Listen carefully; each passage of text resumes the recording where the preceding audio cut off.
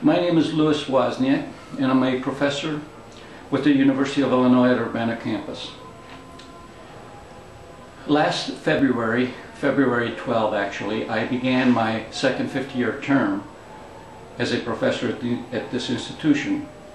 So this makes it about 51 years. The reason I'm filming this video is because I need your help. I have been cited for dismissal with revocation of tenure. You decide whether this is appropriate and whether it's appropriate in my particular case or not. For the last 3 years, I've been in academic suspension, whereby I could not have any students. Prior to that, in 1995, I was also in academic suspension for that time 7 years. 7 and 3 is 10. 10 as compared to 50, round number, is 1/5 or 20%. Full pay, no teaching duties, not able to access students. Well, first of all, let me tell you that I'm not speaking for the institution. I'm speaking as a private citizen, a taxpayer, and one that knows the institution because I've been here so long. When I was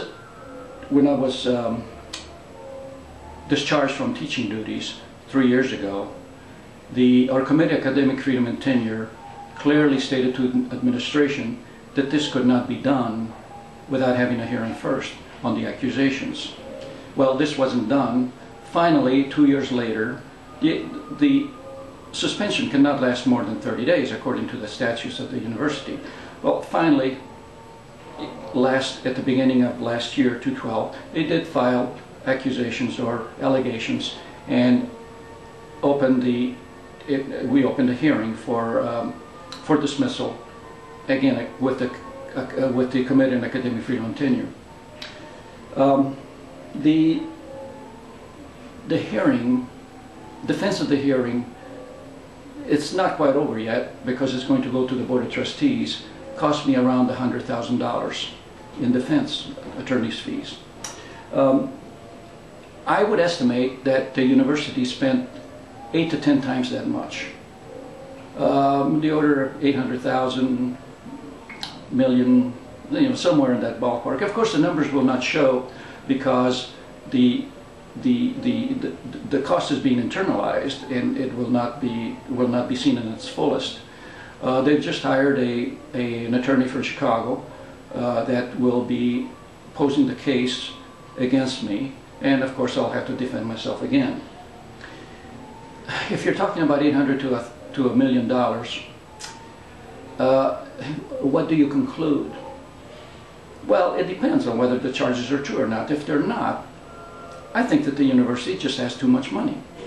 I'm 74 years old and quite able to do my job. As a matter of fact, if you will note up on the wall behind me, there are several advising awards. There are several public service awards here and several teaching awards. As a matter of fact, one of my accomplishments in research won me a fellow of the Institute of Electrical and Electronic Engineers, the IEEE. The plaque is hanging there, and I was selected as one of a rather high honor, of which I'm not sure that I'm worthy, but I'll take it.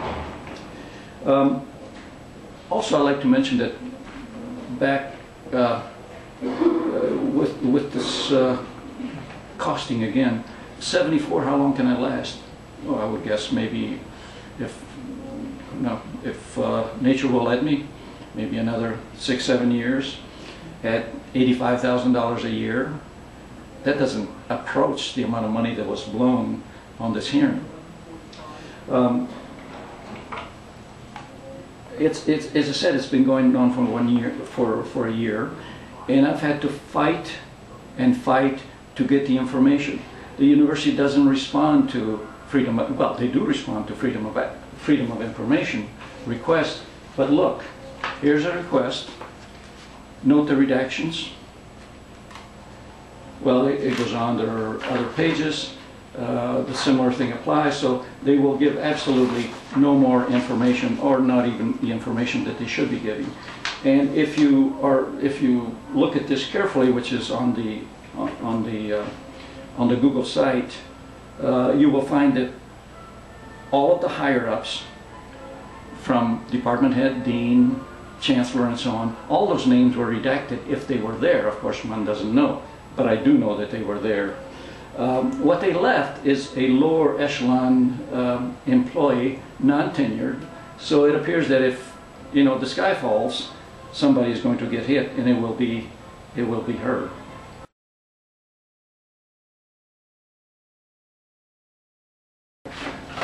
Now let's get into what this story is about.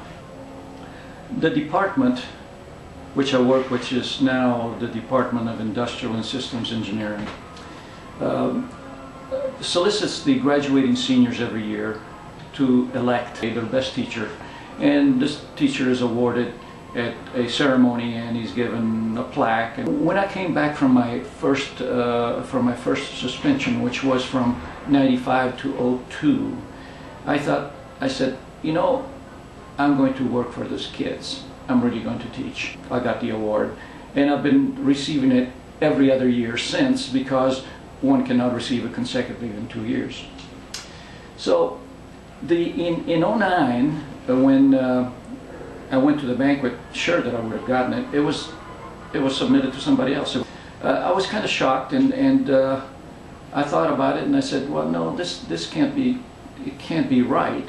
The process is carried out by our 2 honor societies, and it's the presidents of those societies that send out the invitation to vote, and then tally the votes and give them to the department and so on. So I knew one of the presidents of one of the societies very well, because she had been in my class, and I asked her in for, didn't say what the business was, and when she came in, I said, you know, you've been a good student. Yes, congratulations. You must have been valedictorian of your high school class. Yes, congratulations. And I said, how would you have felt at graduation time if, knowing that you were valedictorian, you would not have been awarded, but it would have been posted to someone else? And she said, well, you didn't win the award. And I said, no, I did. And finally said, well, you did, but not too many votes. And then she said, but I'll go back to this society to make sure that this doesn't happen again. And I said, no, don't bother. Please don't say anything to anyone, and let me finish my search here. And she agreed that she would not say. Well, the next morning, of course, she went down to the director of alumni and student affairs. Then it came open. I went to see the director. His name is Lacey, Miss Linnell Lacey. She was not in the department 2 years before, when I had won the prior one. The next morning I went to see Miss Lacey, and she said, well, why are you here? I said, well, you know why I'm here. And she said, no, I don't know why you're here. And so I told her why I was there, but she said, how did you find out? And I said, well, you know, I just don't disclose my sources. And then she asked me again, and several times. I said, well, we're not getting anywhere, so, you know, thank you for your time, and started to leave. And as I started to leave, she said, well, Professor Pong was fully aware of this. Oh, well, Professor Pong is the department head. Now, this becomes a greater problem, because it's not just a non-tenured person that's been hired to do a job, but this elevates it to a department head. So I said, well, thank you, and then I proceeded to make this public. I put it on a website, and one of the things that I said on the website, and this is critical, is that the girl president, by the way, a 22-year-old woman, she became emotional, and I said how she became emotional, which I was then docked for, because I shouldn't have done that. The emotions would not enter into it. Well, that's how things started. What I did, having knowing what had happened, or surmising what had happened, I filed a grievance with my department grievance committee. This is an elected group of faculty members. It came back that they said, well, the department did no wrong, but yes, you were the high vote getter, and you should also get the award, because one was already awarded to someone else, and I had no problem. You know, he was okay, so he wasn't guilty of anything, so I had no problem, and you know, let's co-award. And that could have shut down the rest of the story, but the department head said to this grievance committee, when they indicated that to him, he said, oh no, he said, Wozniak I will not give him the award, because then he will expect to have his way on other things. What a reason. This is Professor Pang, you know, the Professor Pang. So what I did, I packaged it up and sent it to the college committee. The college committee has representatives from all the departments, and they looked at this, and they held it for about 6 to 9 months to look at it well, and they came back and they said, we agree with the department committee, Wozniak should be made a co-recipient. Okay, this then went to Dina DeSita, and Dina DeSita agreed with the department head. And as a reason for not giving the award to me was different. Well, he said, well, if we gave Wozniak the award, this would frustrate the will of the students. Now, what students is he talking about? Certainly not the voting students. You know, an election here in the United States means an election was plurality winner. No one disputes that. But he said, well, what had happened is that the president and another, there were 2 societies, or 2 presidents, counted the votes, but decided, because I had won it 2 years before, 2 years before, I guess, that it should go to somebody else on their own. Now, the notice that they themselves sent out said, in no uncertain terms, the graduating seniors elect. Not only that, but the two presidents were vice presidents the year before, and they had processed the very same election. So what happened is that, you know, I can only surmise now. They keep talking, well, the committee decided. The committee decided. Not the graduating senior, but the committee. Who's the committee? The committee is these 2 presidents together with Linnell Lacey. Linnell Lacey, the director, recall, the director of student affairs. So what happened there? You know, when the students told her that Wozniak had the most votes, she should have said, well, Wozniak should get the award. But interestingly enough, is that during a faculty meeting, Professor Pang said to everybody, he said, you know, we're not getting enough advantage out of our awards. Well, it turns out that the individual who got it was up for promotion, so could have used this to his benefit, you know, good teacher. At another faculty meeting, Professor Pang, we were discussing selection of the Distinguished Alum Award from a number of alumni. And you know, something was discussed, and again, you know, it should be to the advantage of the department. And somebody asked, what do you mean by to the advantage of the department? He said, well, money. So in essence, these awards are either given out to the ones that need them, doesn't matter who wins, who does the work, or they're for sale. I didn't stop.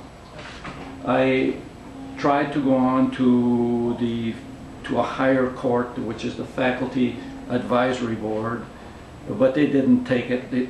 Well, first they said, you have to go through the two departments. I went through the 2 departments. Then I said, well, it's not been resolved, and I filed with them, and they said, well, you already went through the 2 departments and it's been found, you know, they have a decision, there's no reason for us to get into it. Of course, there was a decision, but it wasn't followed by administration. Let me rewind a bit and comment about the young lady that clearly misrepresented reality. She said that I had not won. She said, well, I'll go and tell the society so this doesn't happen again. She said, no, I will not tell anyone, all of which were not true. But so we now go to the hearing and say, well, if anyone knows what really went on, would be this 22-year-old woman. Oddly enough, even though she was basically the source of all this problem, well, she wasn't the source of the problem. I think she was manipulated by Linnell and then assisted by legal counsel of the university. She was asked at the internal hearings. It's not compulsory. We cannot compel someone to testify, and in fact, she didn't. So here we were again, blocked from really showing. But there was enough paper trail there. As a matter of fact, these blotted out sheets are on the site following the final report, and you can clearly see that. The girl said, you should, don't ask me, you should be, by email, this was email follow-up, don't ask me, you should ask Linnell, she made all of the decisions. Of course, Linnell denied during the hearing that she made decisions. It was the students, she keeps saying the students, meaning the two presidents, not the students graduating seniors. Now let's go on to the hearing. Lasted a year. Obviously, my attorney's clock kept running, and I got to pay the bills. At the hearing, the chair of who is a professor of law, at the beginning of the hearing said, "Now we must provide evidence with candor."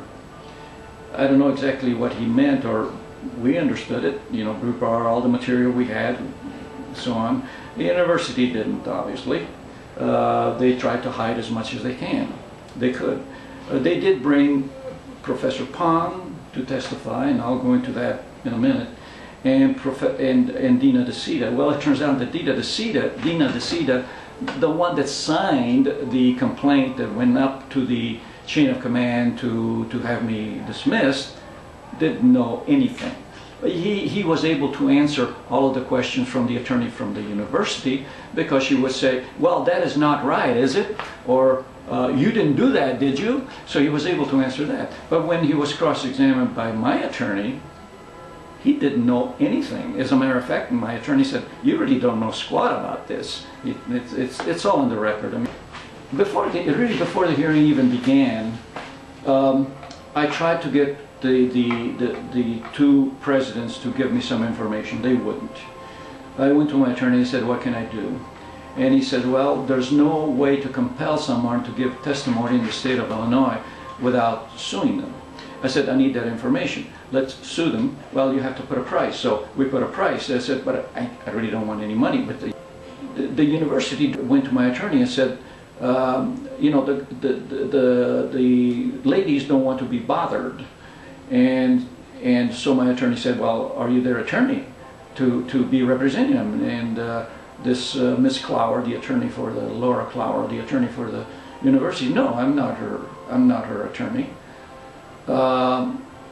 Then as soon as we filed, she hired, or the university hired attorneys to represent them. This automatically made Laura Clower, made the two ladies clients for Laura Clower. Therefore, she had attorney-client privilege. She did not need to divulge whatever they said to her, and presented this to the chair of the committee, and the chair bought it.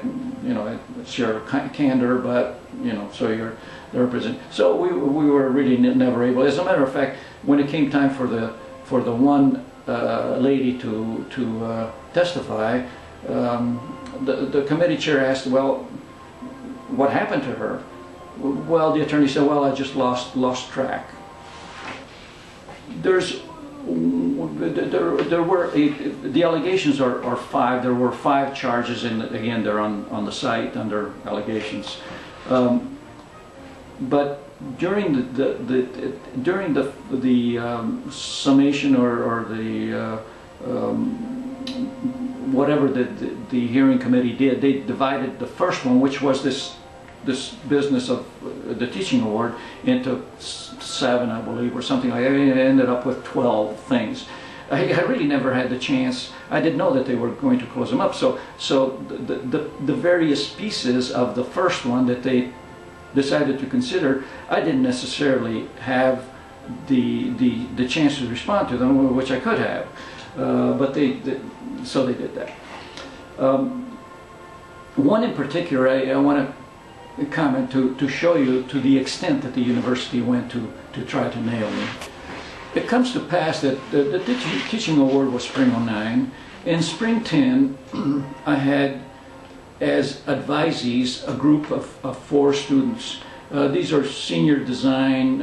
We have a senior design course where the course is given by industry. Industry donates, and we put 4 seniors to work on it, and faculty advises them and then grades them and so on.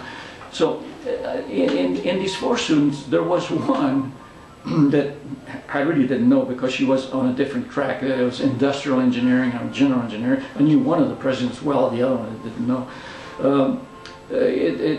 She recognized it as being president and being one of the ones that was the vote counter for 10.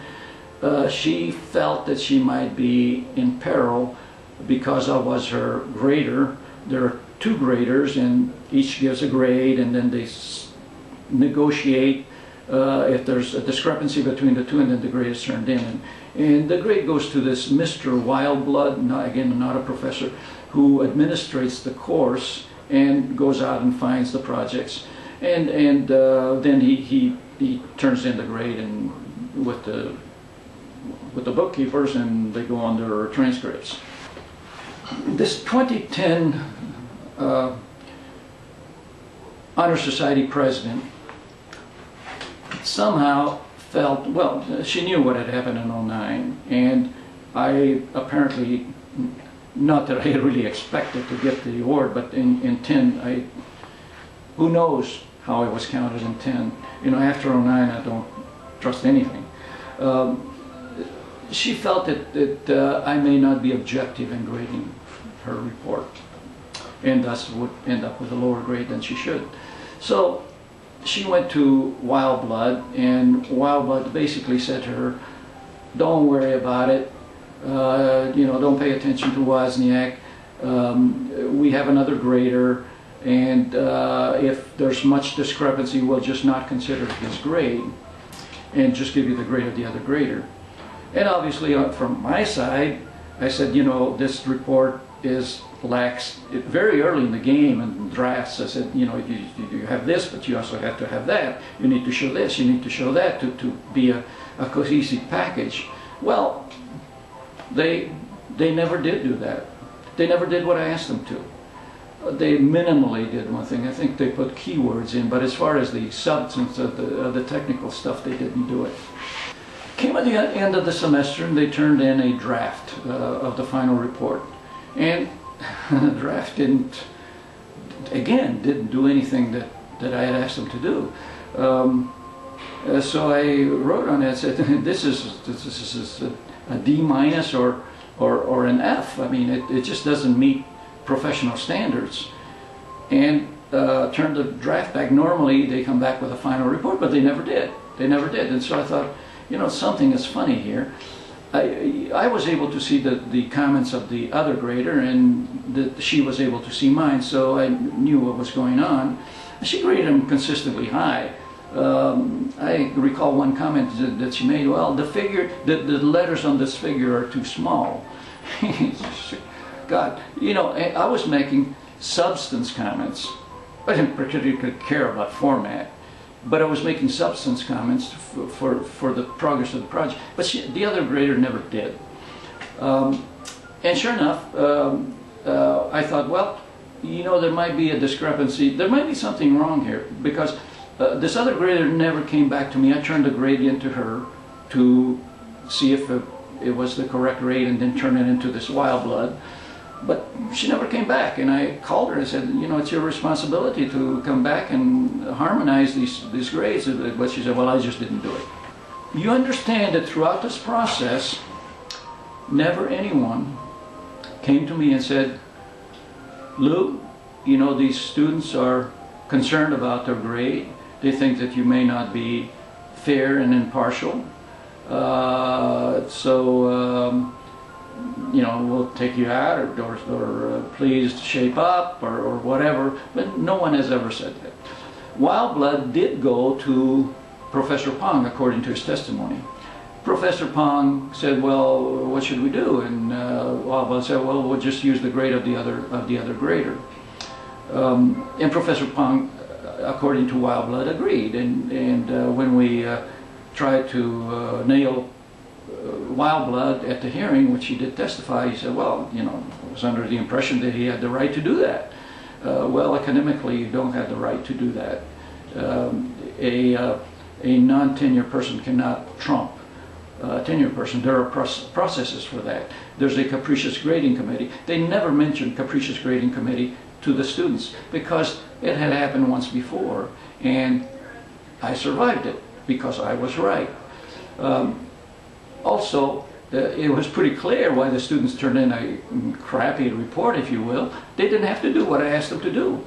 They knew that they were in safe harbor, grade-wise, but nobody ever told me. I only found out at the hearing that this went on.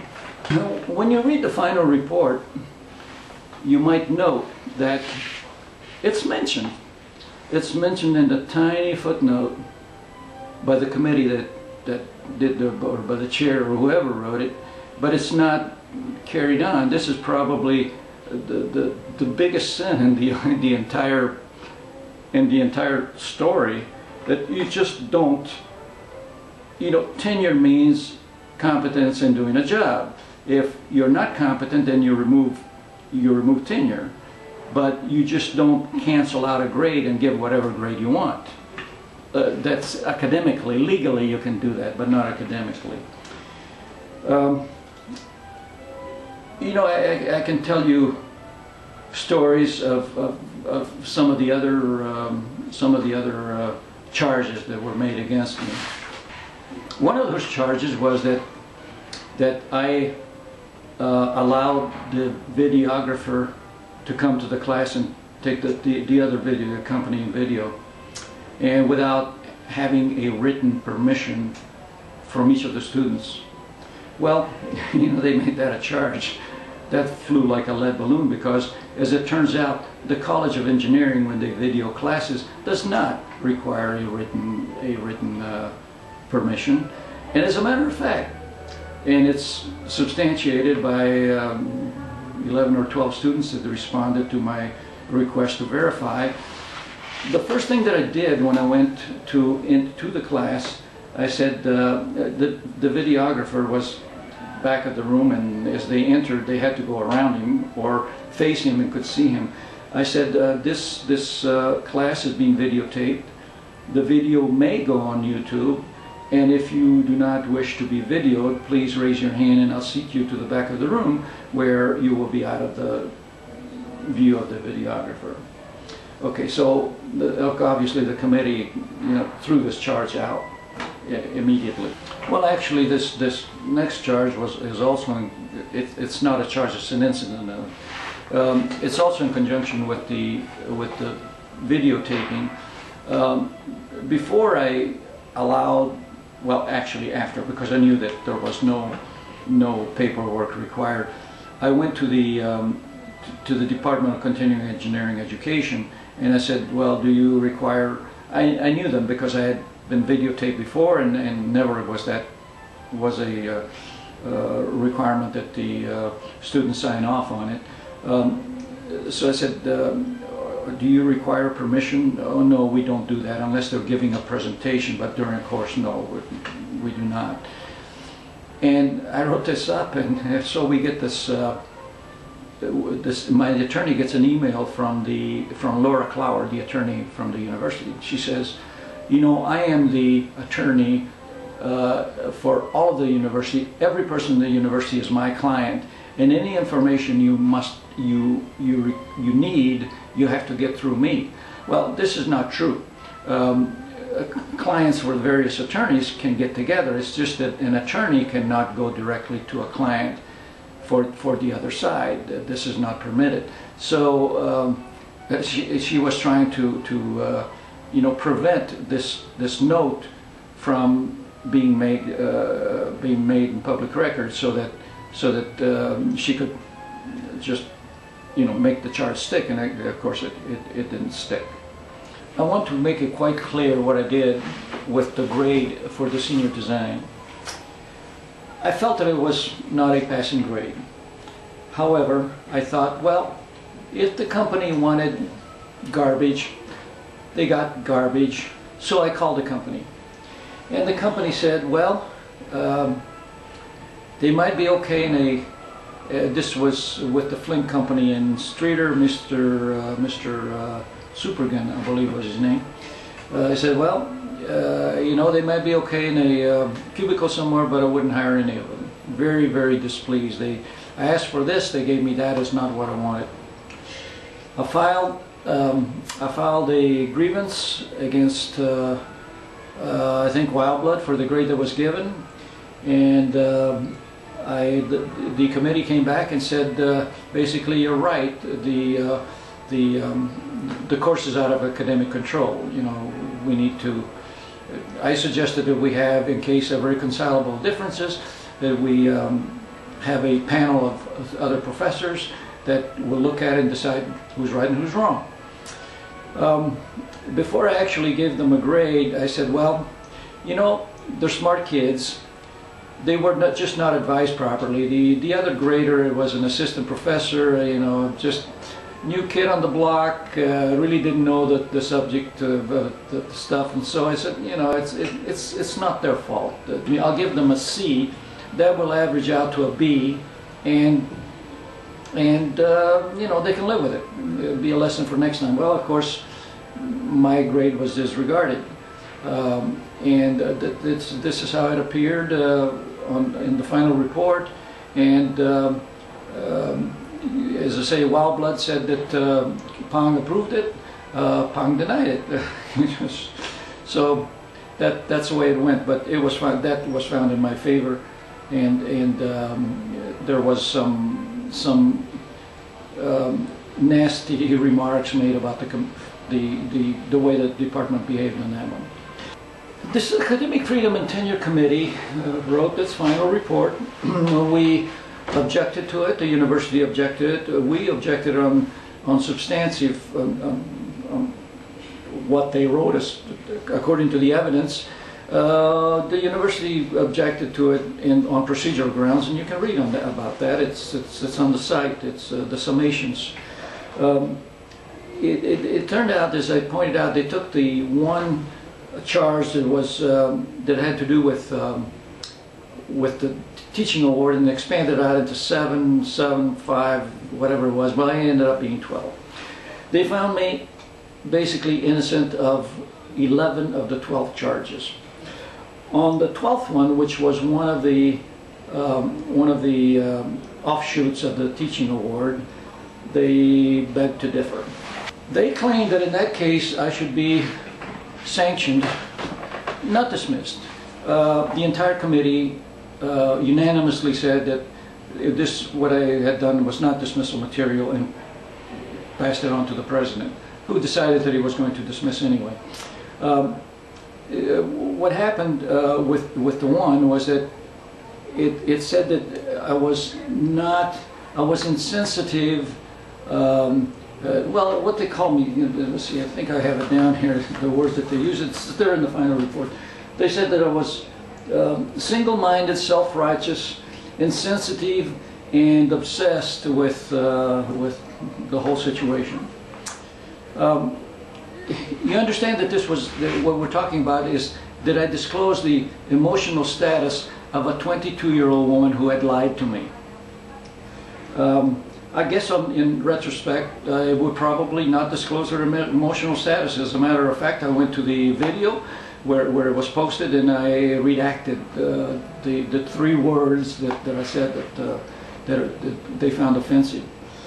But anyway, for that, what they've done is if you read the report, you will find that it's basically all in my favor until the conclusion and the recommendations. The conclusion and the recommendation don't seem to tie at all to the report itself, but rather to their feeling of what should be done. I must mention this committee that found me to be, quote, insensitive, single-minded, self-righteous and obsessed and so on, was composed of a professor of law, one of fine and applied arts, one of food and human nutrition, and a professor of music. So in their respective areas, in their respective expertise in psychology, obviously, that's what they found.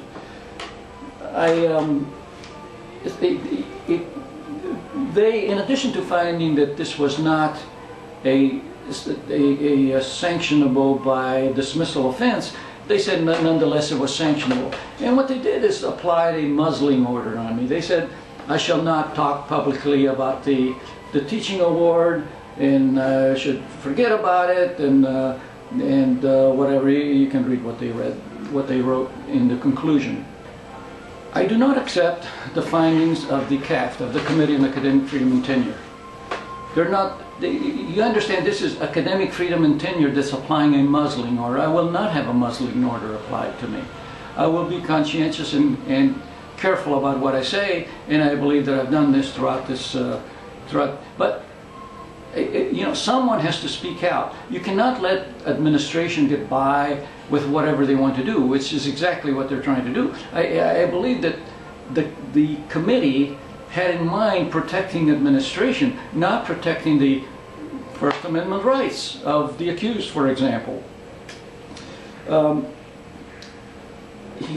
You know, the situation is kind of, and you know, because of spoken with you now, I'm in peril that I will be dismissed, not only because of the many awards that I did receive and of the bad things that I didn't do, but also because I'm talking to you about it right now. The reason you don't hardly ever hear about a professor being dismissed is because take a 30-year-old, 40-year-old individual who's gotten his PhD, got a job teaching. He might be assistant, he might be associate professor as I am. He has another 20 years of professional career to do. So when this comes up, what they do is work out a deal whereby he just simply resigns. Okay, I'm not about to do that. I think this university, and it's not just this university, it's throughout the country, should be cleaned up. You know, they make the statement that I'm obsessed over a teaching award and $500. Well, if you let the teaching award and $500, I don't really care about the $500. Obviously, I'm spending $100,000 to speak about the $500. If you let that go, you know, that's just emboldens them. Where does it end? It's to the point that if I am dismissed, academic freedom will mean nothing, tenure will mean nothing, the university administration can do whatever it wants, regardless of its statutes and regardless of how the hearings and the faculty committees find and recommend. And this brings me to maybe a couple final points. One of the points has to do with the AAUP, American Association of University Professors. I had a meeting 2 days ago with the local chapter president and with, I think it was the committee, on policy committee chair of the local AAUP. And, you know, I set up the meeting. First, they didn't really want to, they didn't seem to really want to talk, but then eventually they gave me a meeting. And when I got there, they said, well, what can we do for you? And I looked at them and I said, what do you do? And you know, they were taken aback. What do you mean? And, you know, 2 years ago, when you were suspended, we went and complained about it to the president. There was President Hogan. You remember President Hogan? And I said, yeah, but, well, that's fine. I didn't ask what you don't do. I asked what you do. You know, what happened to that? obviously nothing. You know, they just go and maybe write a nice note or a nice letter, and it goes in the file, and they just don't care. The AUP is weak. You know, back in the 50s and 60s when the statutes were written, there was in fact an American Association of University Professors that would fight for what's right, that would fight for academic freedom. You can read more about these issues on the site. I suggest that you read the final report. I wrote an introduction to the final report. You might want to read that. It kind of guides you through it. And then there's summations. They're on there. They're interesting. You will see the difference between something on facts and something that's just procedural, which is what the university turned in.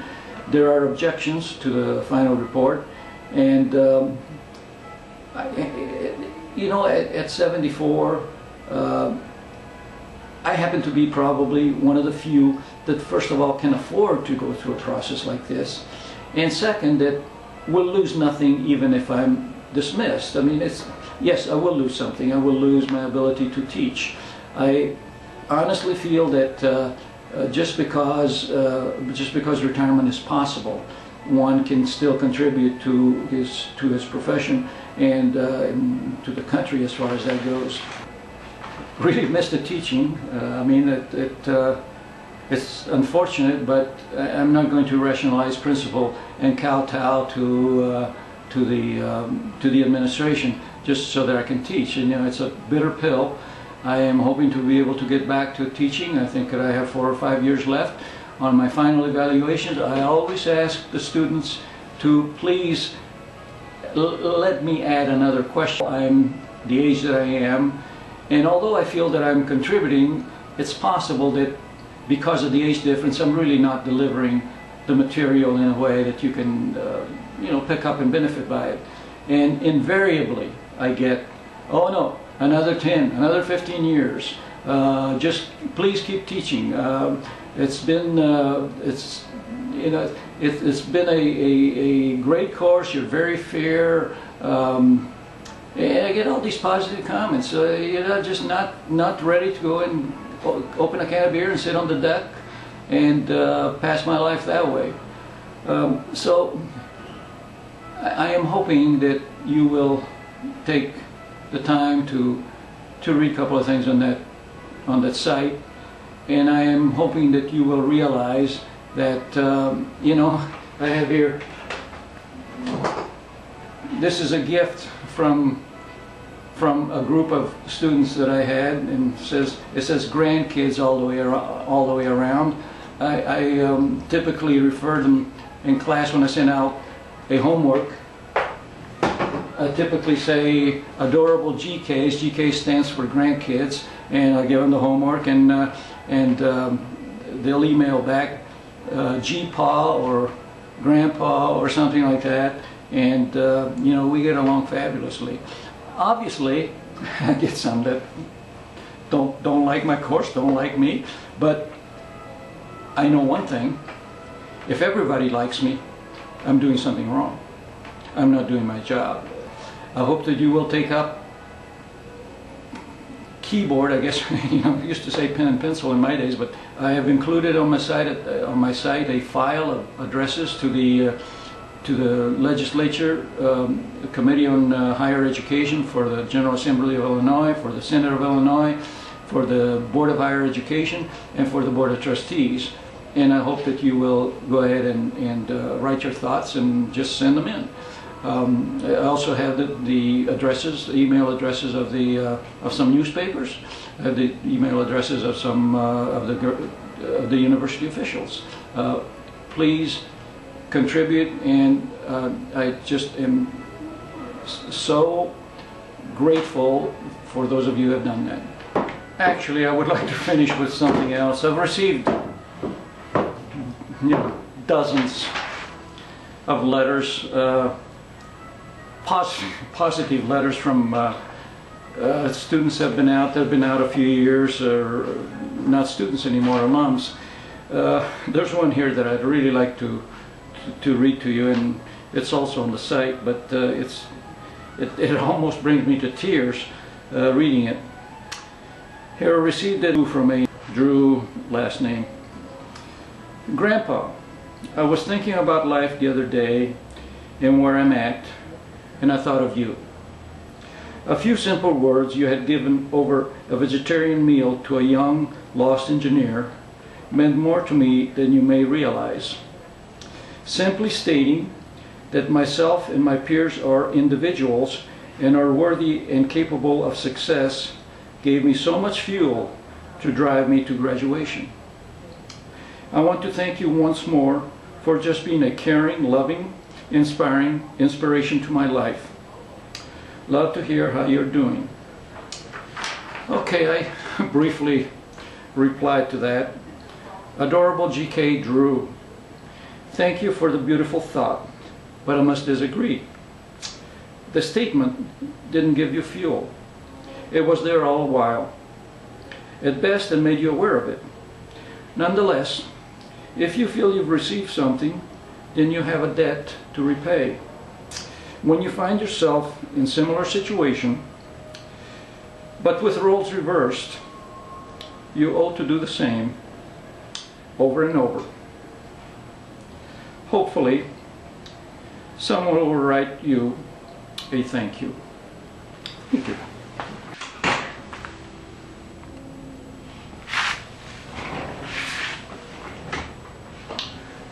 Good afternoon. I'm Professor Louis Wozniak with the University of Illinois Urbana campus. I have been with the institution on the job for, the retirement system tells me, as of February 2012, 50 years, so this is 51 now. And of the 50 years, I was suspended from teaching from 1995 to 2002, when a new dean arrived and said, Lou, you should be teaching. And I said, Dean Daniel, I should be teaching, and back I was. If you count, that's 7 years. Then Dina DeSita arrived, and immediately my pay scale started going flat, as opposed to Dean Daniel, which had given me reasonable raises. Then Dina DeSita wrote the articles to have me dismissed and to send in objections or allegations to the Committee of Academic Freedom and Tenure, up the scale to the President of the University. And I'm basically gone through a hearing now for a year, and they decided, although the committee said it's not dismissal material, the administration said, no, we're going to fire him anyway. It has to go through the Board of Trustees first. But if you do your math, 7 plus 3 is 10. I've been at task for 50 years, round number. This means that for 20% of the time I was paid, but had no classes to teach. I had no students. I was not allowed to have students. Now, I don't know what you conclude, but I conclude that maybe the university just has too much money. This hearing carried on for about a year. It began in January 2012, it's in December of 2012. Then some things went on because of the break, and summations and objections and so on. It went on forever. And I'm out, well, let's say maybe, by the time it's over, but they just hired a Chicago attorney to represent the Board of Trustees, and they don't come cheap, I don't assume. I'm out $80,000 right now. My attorney's last bill was over $6,000 for a month. And I,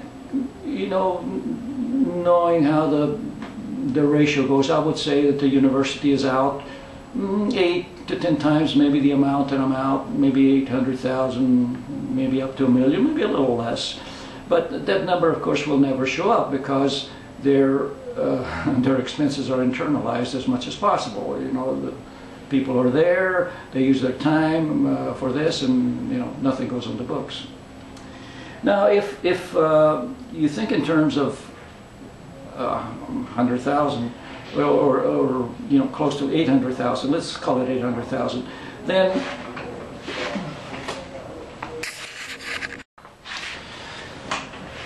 let's call it 800,000. I am 74 years old. How many more years would I have? 4, 6, and let's say 10 to their benefit. Okay, 10 years. I'm earning 85,000, something of that order per year. You know, when you start talking about cost of living increase and so on, I would say that they're coming out, you know, pretty much the same, whether they would keep me here and keep paying me, or whether they would go ahead and have a hearing and you know, blow it out the exhaust, so to speak, and not have me. So you can begin to see that there must be some reason. Either I'm really bad, or they're really bad.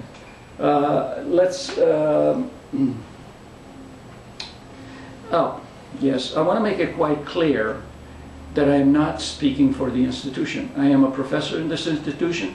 I'm speaking out of my office, but I am not speaking for the institution. I'm speaking to try to maybe straighten up the institution. Well, let's see how this goes.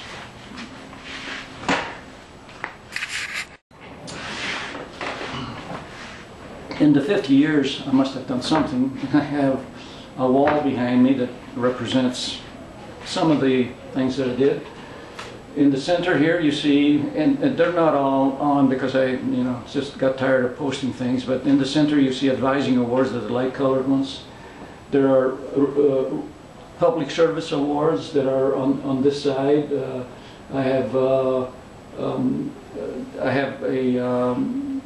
I'm a member of the IEEE, the Institute of Electrical and Electronic Engineers, and I was fortunate enough for my research to be elected fellow to that institution.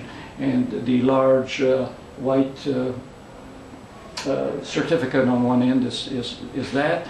And I have some teaching awards here and some teaching awards over there. I have the certificate for being a registered professional engineer. So it's basically, when it comes to public service, I have it. When it comes to teaching, I have it. When it comes to research, I have it. The entire issue came to a head this second time around with the suspension because of a teaching award. The teaching award is very well described. The situation with the teaching award is very well described in a companion video, which is also on this site, and you can access that to see how things really happen. But the crux of it is that, you know, I've been winning ever since I came back in '02. By '04, I won the top dog at the department teaching award, which is voted by the graduating seniors, and it took a year or so before the graduating seniors that I had as juniors were able to vote, and they voted for me. And I've gotten it basically every 2 years since then. So